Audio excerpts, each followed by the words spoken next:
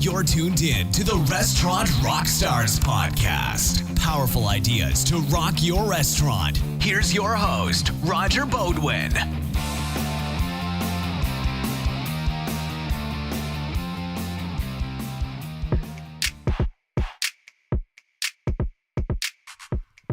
Hey guys, Roger here. Let me ask you a question. Do you track your employee turnover? You may be wondering why I'm asking that.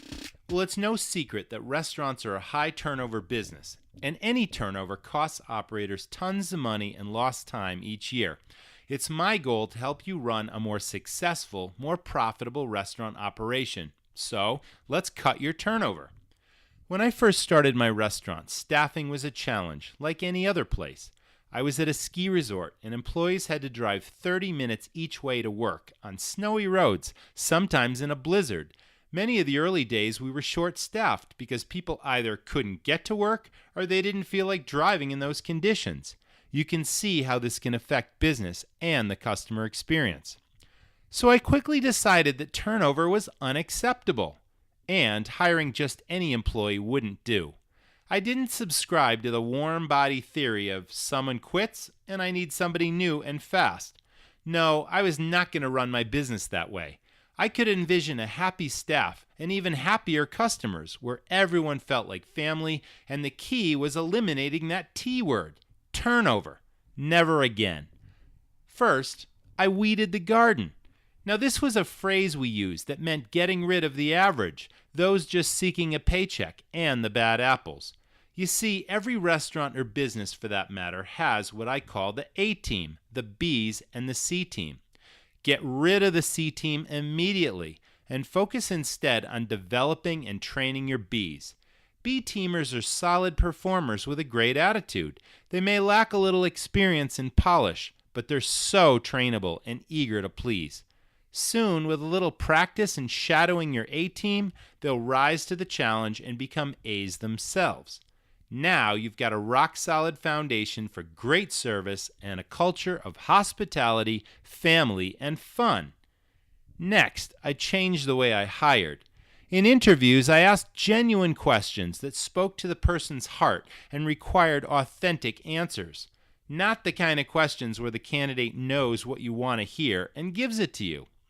I stopped looking for experienced people and instead looked for happy people, people with great personalities, passions, and most of all, a desire to meet and greet and serve the public. People who genuinely wanted to make new friends with my customers. Some of these were A players right from the start. Most were solid Bs that really enjoyed our restaurants and the chemistry with staffers and the customer. True, I was the owner of my restaurants, but I was also the leader and led by example. I was never too important to bus a table, scrub a floor, or pick up trash in the parking lot.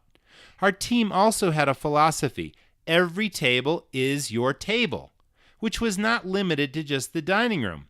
It meant that every staffer, regardless of front of house or back of house, was trained to notice, to see what the guest sees before they saw it.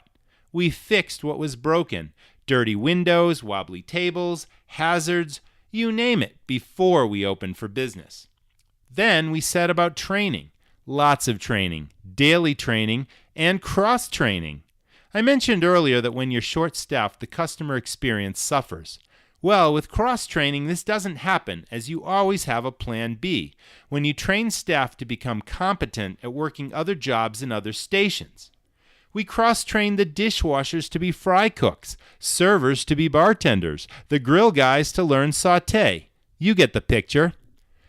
The next kind of training was to have the most amazing customer service and dining experiences.